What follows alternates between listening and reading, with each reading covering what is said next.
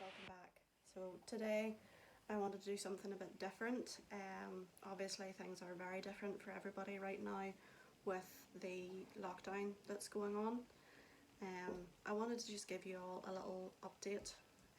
Those of you that have been very observant and have been keeping an eye on my channel will have noticed that I disappeared for about 2 years and then appeared back. So it was just to give you a little bit of explanation around that, as well as what I want to chat about today is ways that we have been coping and staying sane being locked down at home during this pandemic. I am quite a naturally introverted person. I prefer my own space.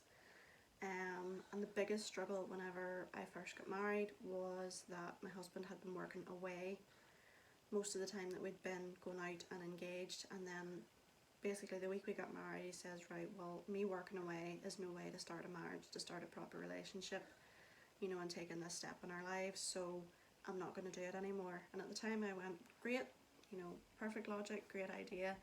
And that was the thing that I actually struggled with when we first got married, was, you know, coming home and realising you're here all the time, you know, in the house that we had chosen together, but what prior to that had essentially been my space.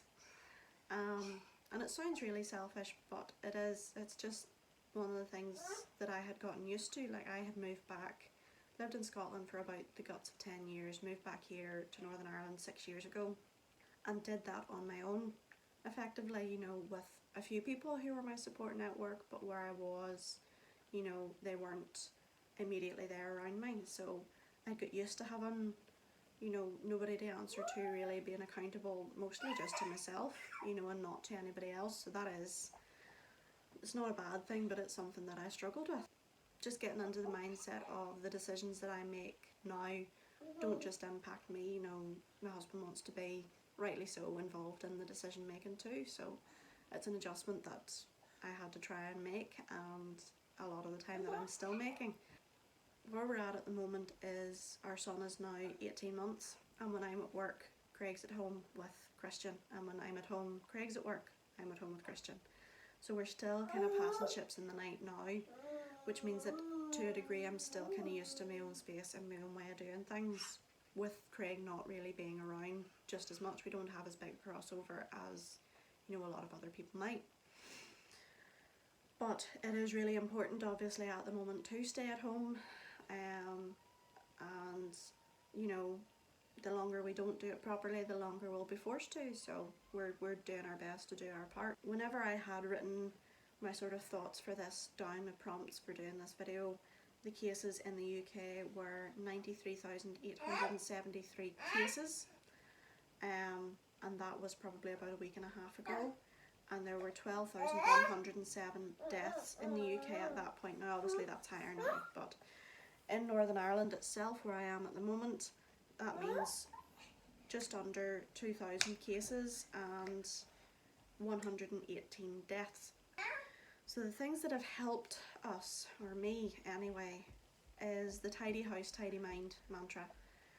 If the house is cluttered and disorganised, I find that that is either a cause for or a reflection of my head at that moment in time, so how I'm feeling about it, or about life in general. So I have been systematically going through the house and tidying and decluttering and Marie Kondoing the life out of everything. Obviously we have some limitations there because the dumps and the recycling centres are closed at the minute too. Actually quite sad, I have reached a new level of lockdown mentality where I now enjoy watching cleaning and tidying videos, and I've actually made one of my own that I'll hopefully manage to get up soon. The environment that you're sitting in is important, so all the little sort of get round to it projects or things that you never get the time to do, or, you know, all the little bits and pieces, you know, those are the things that are getting done now, so that the environment that we're sitting in is just a nicer place to be, because obviously we're going to be here, this is 5 weeks now, but we're going to be here for a little while yet, so the environment that you're in is important. So doing things that you enjoy is also still important. Obviously there's a whole pile of things that you won't be able to do right now, you'll still be able to do, you know, your exercise in a day. You can figure out things to do at home. Like I've got a kettlebell that's more often used as a doorstop than for its intended purpose. I have resistance bands, I have a yoga mat, so I'm trying to do stuff where I can there. And getting out for our walk outside for half an hour a day as well. We're lucky enough to have a garden, so we can be outside a good bit without actually having to come into contact with other people too. Obviously, I enjoy doing makeup and filming it. I enjoy writing. I write short stories and blogs. I'll link my WordPress site down below for those of you who might be interested in it. I like reading, I like music, so I'm trying to make sure that I give myself time to do all those things that I enjoy and not just sitting on my backside binge watching Netflix. I think I did that for the first week or two and didn't do very much for the first week or two, and then realised that I would need to actually be more mindful and more discerning about the things that I chose to spend my time on, just for my own mental health. Connecting with your family, obviously with technology now, FaceTime and video calls are great and they're more accessible. So we have, Craig's family is in Cambodia, his mum and dad and brother, so FaceTime has been great for keeping in touch with them even before the lockdown, and we've continued to try and do that, you know, once or twice a week as often as we can manage. My parents are in Scotland, so the same sort of thing, obviously no time difference to contend with there, but just making more of a concerted effort to keep in touch with them, because we're not going to be seeing them as often as we might have done prior to the lockdown. There's obviously exercise that I've chatted about. Get out of the house, but do it responsibly. Do it as has been mandated to do. Don't be meeting up with all your mates, because that's just daft. Just don't. I've been trying to do more yoga and more meditating, you know, being aware of my own mood and mental health, and hyper aware of how this will have an amplified effect on both Christian, my son who's in the house, who's 18 months, because, you know, kids do feed off your energy, and obviously how the effect that'll have on my husband too, you know, because his automatic standby is, if I'm annoyed at him, even if I'm not.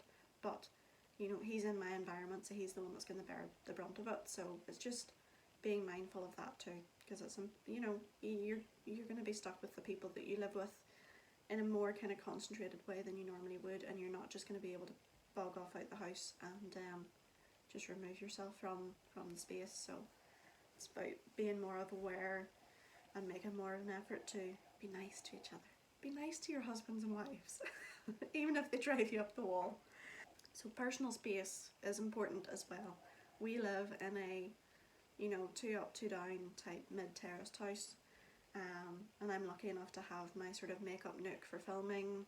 The bedroom I had redecorated and done shortly after we moved in, and it's a really nice space to be in. That's where I'm sitting right now. I made the living room downstairs as well, so every couple of nights I try and take space to myself. You know, I'll go upstairs while Craig's downstairs playing the PlayStation. The YouTube channels that I subscribe to myself, I'll sit and watch those YouTube videos, you know, after Christian's in bed. Or I'll sort through things up here, you know. I'll make an effort to have just me time, rather than sitting downstairs while, you know, we've got the TV on, which is really passive, or, you know, while Craig's playing PlayStation, because his thing at the minute is like a lot of men's Call of Duty, and it is not the most viewer friendly game that I've ever observed.